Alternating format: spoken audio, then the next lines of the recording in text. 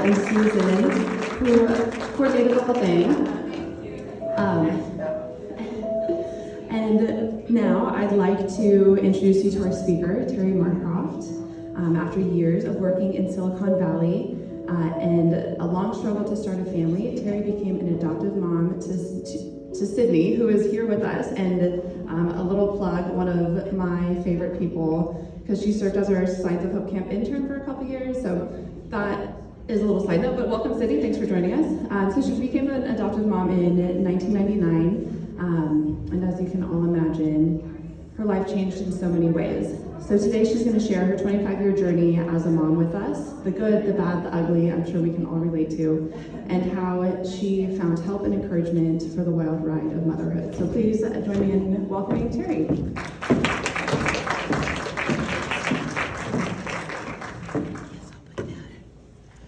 Good morning.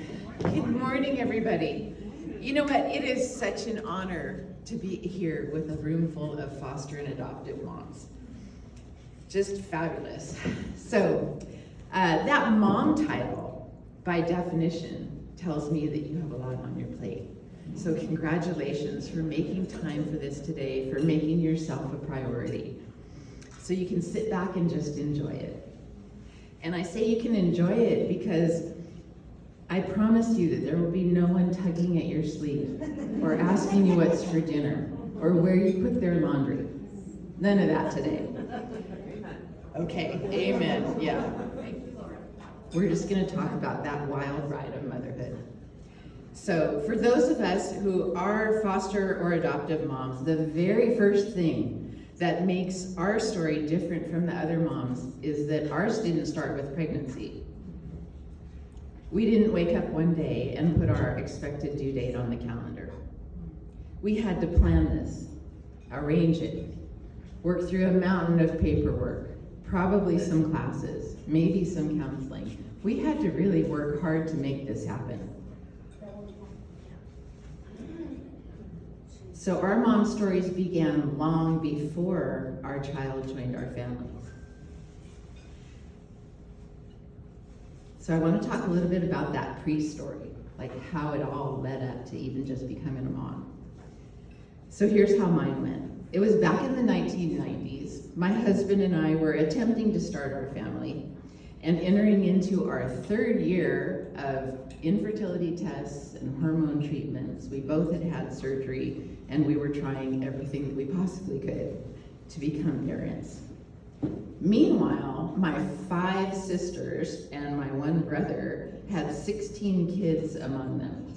So you can imagine that at every family gathering, there were a whole bunch of little toddlers running around and yelling and screaming, and everybody was kind of looking at us, if not overtly saying, when are you gonna start your family? Like, what's going on? What's the plan?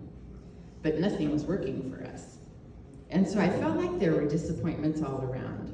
I remember one talk that my husband and I had at the dining room table. I remember telling him that I was having a hard time embracing the next steps because I felt like I needed to grieve our infertility.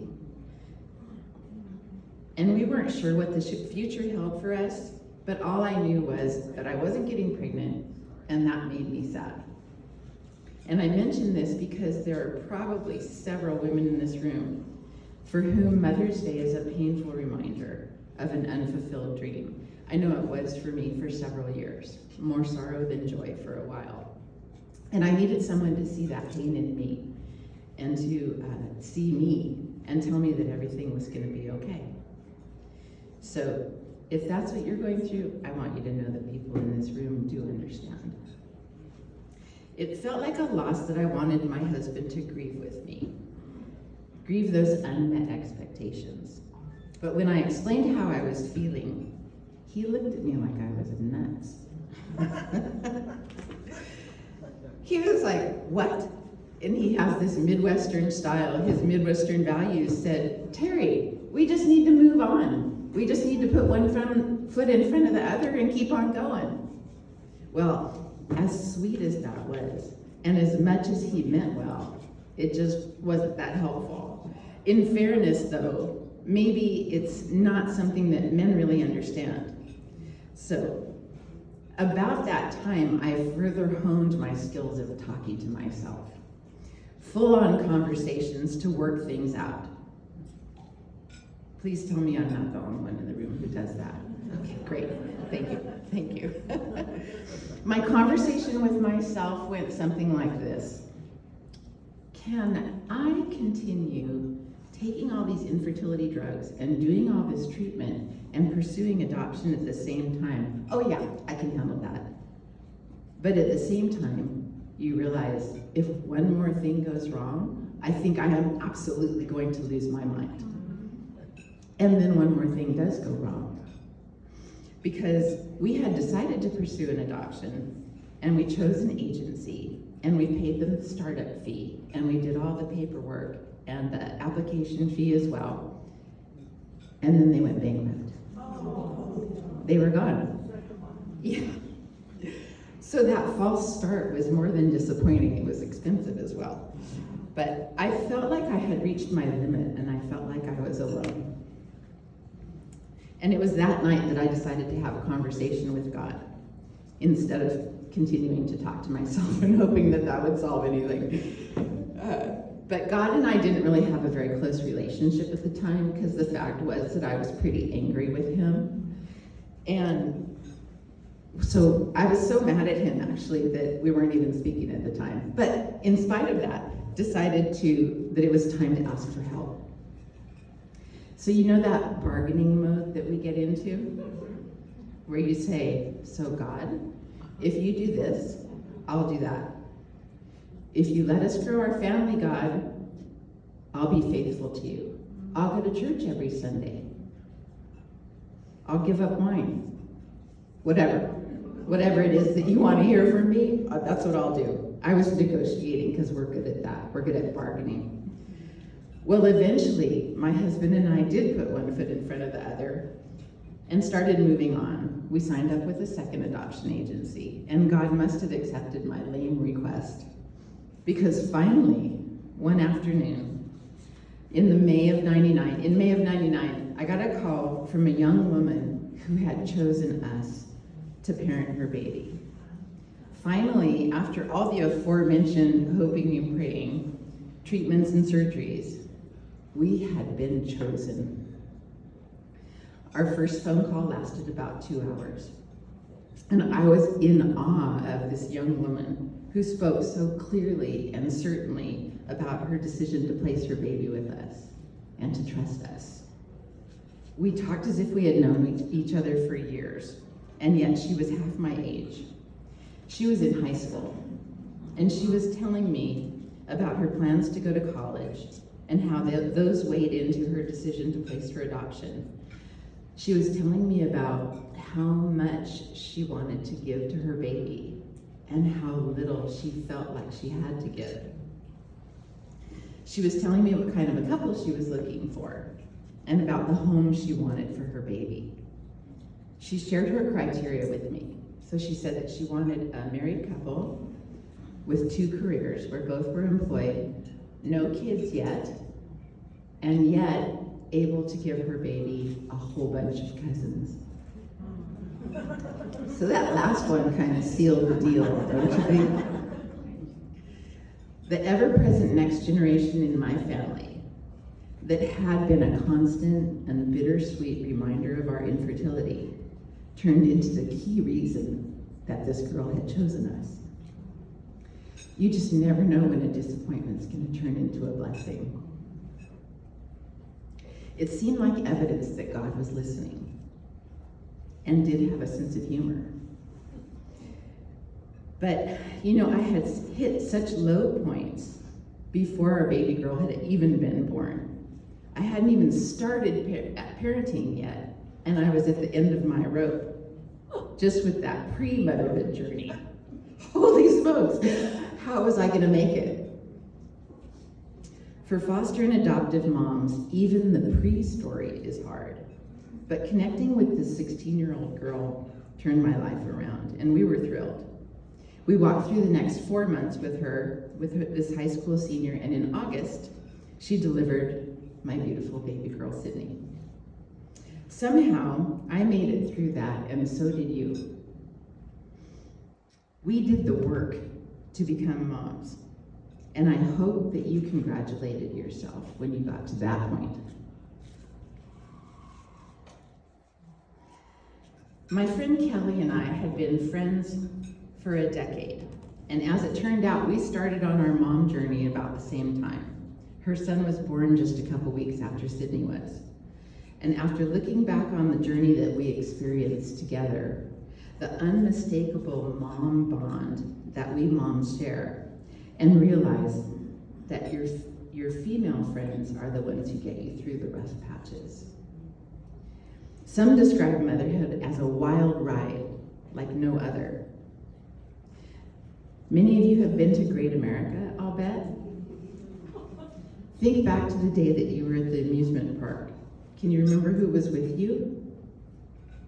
Most of us probably wouldn't go alone. Most likely you had a friend, maybe two, with you on that roller coaster. And why? Because everything is more fun when it's shared with a friend. Most of the positive things in life are more fun if they're shared. And the negative things are less painful when they're shared. The ups and downs of life are more tolerable when they're shared, and we all need that hand to squeeze on the way down. If there's a recipe for having a good life, surely a really good friend is one of the key ingredients, especially as a mom. There's an ebb and flow in that wild ride. At different times, your friend has what you need, and they need what you have. She may need your advice, and you may need her laughter in your life. She may need your energy, and you may need her shoulder to cry on. Both of you need that friendship, someone to love, and another mom who's gonna understand. Your good friend is such a gift. We need our female mom friends because being a mom is a hard job. So it helps so much to have a mom friend walk with you on that mom journey. You've all heard the fairy tale story about Cinderella. Yeah, motherhood is a lot like Cinderella, except in reverse. Because you start out in this beautiful ball gown, and you end up in stained rags, taking care of little people. Every stage, though, is a wild ride. From pre-K years through elementary and middle school and high school, all you can count on is change. And once you get used to any one awesome part of any stage, it's gone, and you're on to the next phase. When you're mom to a toddler, I thought it was easy to bond with a toddler. I enjoyed those days so much when it was just her and me, walking around the neighborhood or hanging out in a local park or running around the fountain at the Rose Garden. But then she starts pre-K, the point of which is to broaden social circles and social skills. But I remember feeling not ready for my little girl to start making other friends who were not me. Her new friends called me Sydney's mom. My full identity was in the mom job. And I loved it. And before long, the tiny, intimate world that was just her and me was already slipping away. On this wild ride, you can get whiplash if you're not careful. Things starting and stopping and changing so fast. And on this wild ride, you go from having life in perfect order and everything planned out and your to-do list fully checked off when you go to bed at night, to once you become a mom feeling like there's never enough time in the day, and about 8 o'clock at night you don't care about that list anymore and you just want to go to bed. But then they go on to elementary school. Remember that first day of first grade? Those were some great years. The kid gets into first grade, you lay out their clothes in the morning and they put them on. They actually love you publicly. They hold your hand crossing the street. They run to you when you pick them up from school, and they give you a big hug. They want to be with you. Those cute little angels just want to please you. Such blissful times in there, and then middle school hits. And suddenly everything changes again.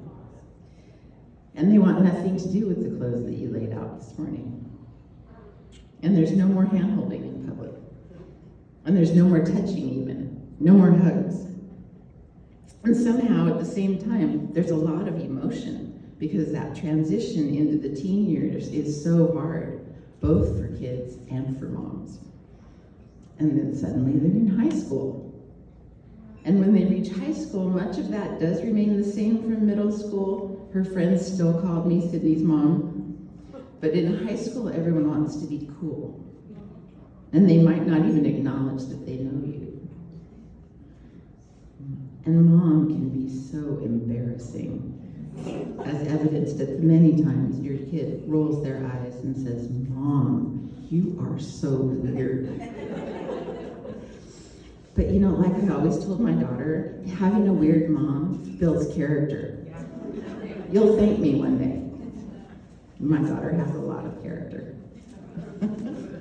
She laughs at me as she teaches me how to use my iPhone. And that's okay. I taught her how to talk. So if we're keeping score, I think I'm ahead. But we're not keeping score, of course. After all those insanely hard years, with the highs and lows, high school was challenging because it feels like our kids are always pushing the edges of the envelope every single day. They truly need the independence, and they may not know the best way to get it. In hindsight, it's ironic how that transition, the last year of high school, is actually preparing both them and you for the separation that's about to come. Whether your child is going to college or trade school or just moving out of the house, you've known for a long time that this daily time together would come to an end. It's like a freight train that's always been heading towards you. Or for some foster moms, it might even be a surprise when that freight train reaches you and your child leaves. And again, you need your female friend with you. And looking back now, I can see that my friend Kelly's friendship was such a gift. Then our kids become young adults. And that's another new set of challenges for them and for us. When they're older, you have to build in an editing feature so that you don't say the first thing that comes to your mind. You have to modify your speech so that you can't just say exactly what you thought was on your mind, like we did when they were small. When they're 4 years old and you say, "Don't touch that stove." Okay, that's appropriate. But when they're a young adult and you say something so obvious, it's insulting. Doesn't go over too well. But yeah, so we make mistakes. Every phase is hard in its own way and beautiful in its own way. And having your friend with you as you raise your kids through those school years and will help you maintain your sanity. Your best friend can speak calm wisdom into your life at the time that you need it most. You know that game show, I think it's called $10,000 Pyramid, where you can choose a lifeline, and one of the lifelines is phone a friend. Of course, when you don't know the answer, phone a friend. And when life gets too darn hard, phone a friend. And I can't count the number of times that I called Kelly and she talked me down off the ledge, or listened to me as I wanted to vent. We do try to adapt though, and be the mom that our kids need us to be when they need it. But we mess up sometimes, of course we do. And we have to forgive ourselves for the moments when we're not perfect, and remind ourselves that we're doing our best at this really hard job, especially for foster moms who are living constantly in limbo, in uncertainty, all the time. For me, the very hardest part of motherhood was letting go. When your child leaves you to start their own life. So when Sydney left, again, I had to phone a friend. I called Kelly, and my wise friend said this to me. She said, Terri, you raised your daughter to be confident and independent. She is. You raised her to know Christ, and she does. God's still working on her. He's not done yet. But it's his job now, and you're off the hook. You can let go. And for me, that was a huge relief. My work was mostly done, and it was okay to set aside that daily mom role. But setting aside that daily mom role wasn't easy. My girl had been the center of my universe for 18 years. So it only worked, so I had to figure out something else that I was going to do with my time and with my energy and with my passion. I had started a nonprofit back when she was a little kid, but had only worked on it for literally like an hour a month the entire time that she was growing up. But when she left the house, then I was able to devote more time to it. My passion has become my life's work now. And what I want to do with my nonprofit is let people know about the beauty that comes from open adoption.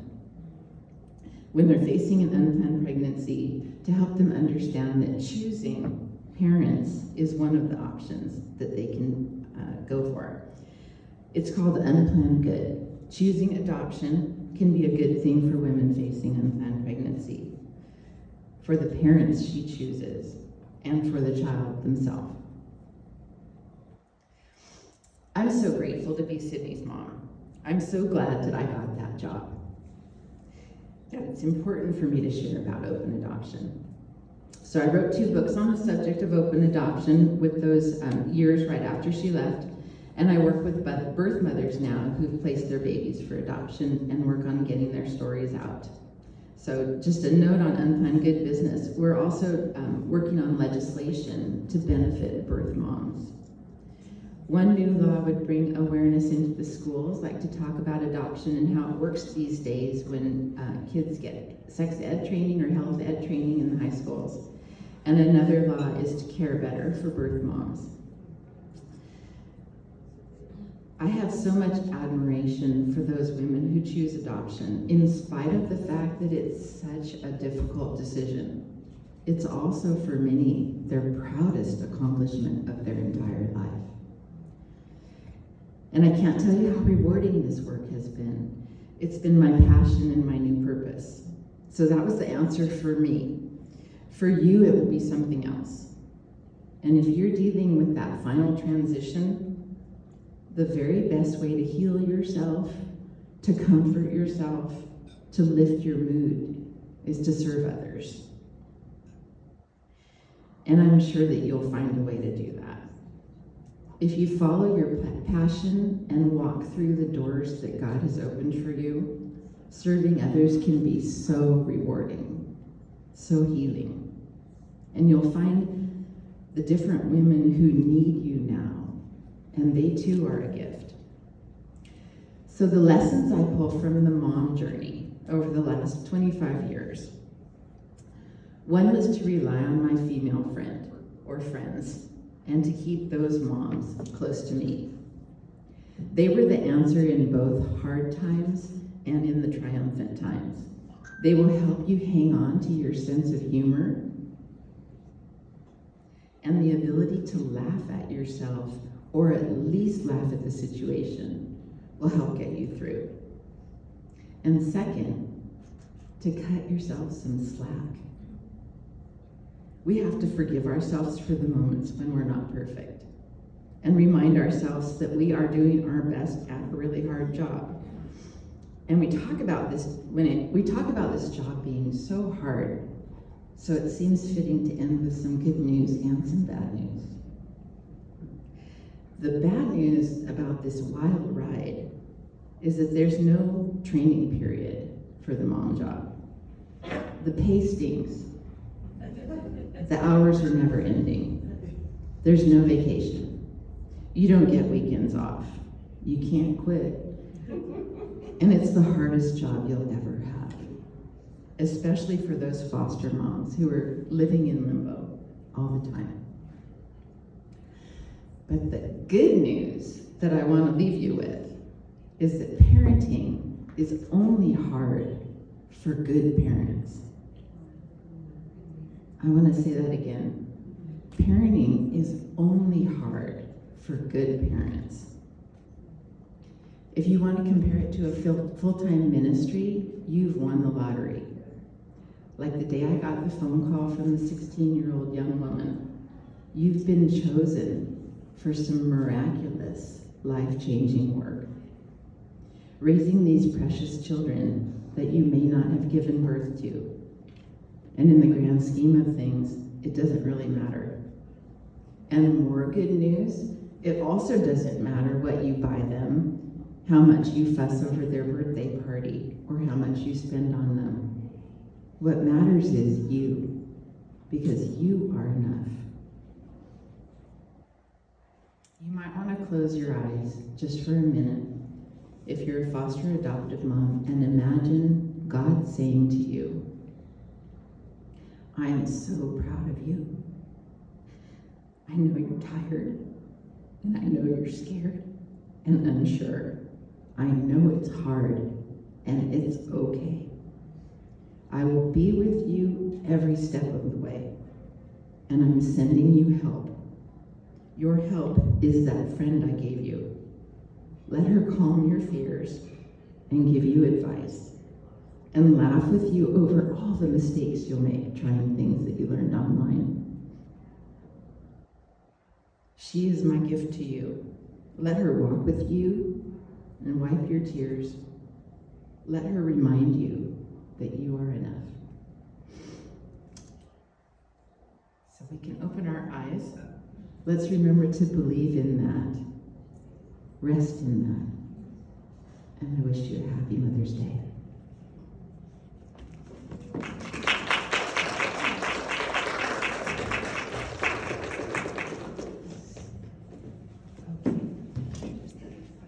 Okay, great.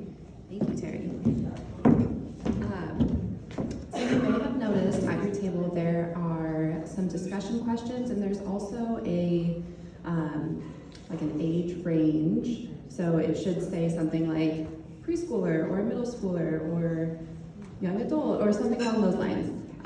Feel free to move to the table where your child's age or one of your children's age fall into that group. And then we just want to explore some of these questions together, build some community. But if you feel like you don't necessarily want to move to that age range, that's okay too. Feel free to, we're going to have about maybe 15, 20 minutes just to talk and build community and love on each other. So thank you.